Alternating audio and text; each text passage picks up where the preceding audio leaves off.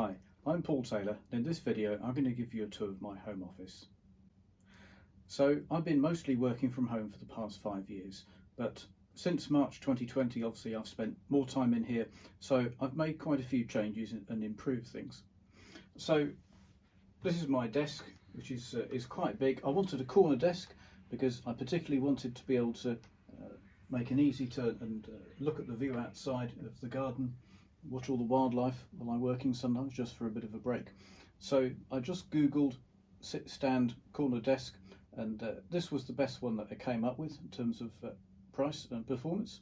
So it's from a company called J Products, which I found. They're actually a Swedish company, appear to be, and I'm quite pleased with it.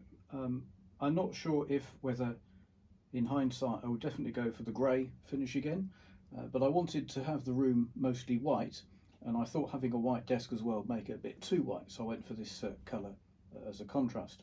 I've also got these under desk cabinets that you can see with quite a lot of storage. So that's the desk, and I really do like the flexibility of being able to stand up during the day. Some people perhaps have a fixed routine of, oh, I must stand up for 15 minutes every half hour or something like that. I'm not quite as structured as that. I generally stand up when I feel like it and then sit down when I've had enough. But I really do like that flexibility, and I'm sure it is good for you standing up. I probably spend about a quarter to a third of my time standing while I'm working. I've not really done an assessment of it, but yeah, that flexibility is good. So as you probably noticed, I do have another desk from J Products sitting next to my main desk. This is a fixed one. It isn't sit stand, but it matches the other desk and it gives a bit of extra room. So moving now to what's on the desk, I've used this arrangement for some time where I have my laptop sitting underneath my main monitor. Usually I have something like Outlook sitting on the laptop monitor, which means I can see that, and then what I'm primarily working on I'll have on the big monitor. Now my main monitor is a Samsung 34-inch widescreen curved monitor. Really pleased with this. Had this for some years now, and in particular one of its really neat features is that it's a Thunderbolt monitor, so it's got a Thunderbolt cable, which means that with just one cable connecting into my laptop, that charges the laptop but also runs the video as well. So I've got the monitor mounted on this Ergotron LX tall pole mount, which you can see. One of the nice things about that is it means that you can organise all the cabling. There is quite a lot of cabling going on there. So one thing I've got an Ethernet USB adapter, because the monitor also acts as a USB hub. So that also means that anything plugged into this monitor also has a wired network connection. All the cables are marshalled back to the desk there. And you can also see in the corner behind the monitor, because it's a bit of a dark corner, I've got a Philips Hue Iris uplight, which just gives a bit of light to that corner. So you can't miss, but sitting on top of the monitor is this huge great thing. This is a Studio P15 personal video bar. So this provides a high definition webcam, speakers and microphones for when I'm on Teams or Zoom calls. It's quite a neat device, quite pleased with it. It is quite big, it is also quite heavy. So when I put it on top of the monitor, because the monitor arm has springs to provide tension, I had to adjust them to take account of the monitor. It's got a separate power supply which is routed through the arm, and it has a USB-C connection going into the laptop. So I do have another monitor as well, as you've noticed. It's another Samsung, just a 27-inch one. It's a fairly ordinary monitor, nothing particularly fancy about it, and it's mounted on a standard Ergotron pole mount. Now on top you can see there's a Logitech Brio webcam, which I do also use from time to time. So in terms of keyboard and mouse, I've got this Logitech MX Keys keyboard, which is really good. Nice solid keyboard, Bluetooth obviously, and an MX Master mouse.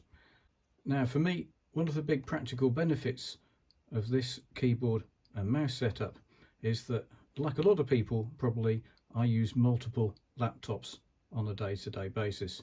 So this is my own personal Mac sitting here, but I also have a work laptop, And also, probably like quite a few people, I have a laptop provided by one of my current main customers at work. So during the working day, I'm often swapping between different laptops. I tend to have the main laptop I'm on in front of me, partly because I'm usually on Teams calls, so I need to have the camera facing me, so it's plugged into the monitor and also the Poly Studio P15. But of course, being able to instantly switch the keyboard and mouse between the devices is really convenient. So this is a fairly typical setup when I'm working. I've got my work laptop here and a customer laptop sitting over there, or perhaps the other way around. Now, the only slight issue with this setup is that whilst the Dell, which is a really nice machine, actually has two Thunderbolt ports, so that'll plug straight into the camera and the monitor, the Surface laptop, which actually is a very nice machine too, Surface Laptop 4, quite powerful. It's the latest Surface laptop, only has one USB-C port. So I've got it connected through its proprietary connector to a Surface dock sitting over there, and there's an HDMI cable that goes from here up into the monitor. Then I can just switch the monitor between the two inputs.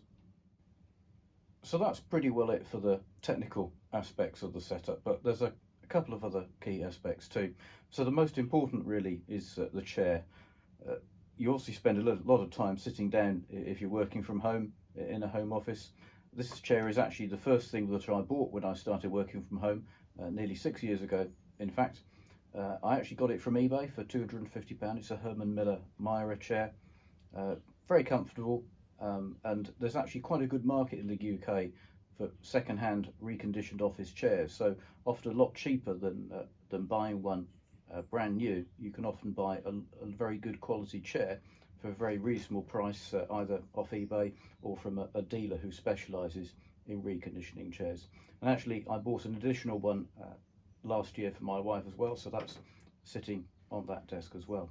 So when I redecorated this office in spring this year, painted it all white and cleaned it up, I wanted some new artwork, and I actually chose these pictures, which are ones that I actually took myself when we had a trip to New Zealand a few years ago.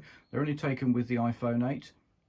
This one is actually a panoramic shot with the iPhone, and this is actually Tunnel Beach in Dunedin.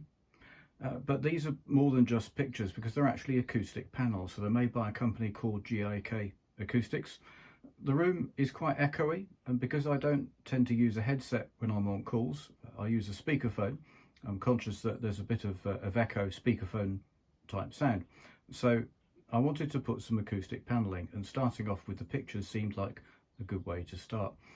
So apart from this one, we've also got these two here, which are taken on the road from Te Anau to Milford Sound, and this one here, which is Tekapo Beach.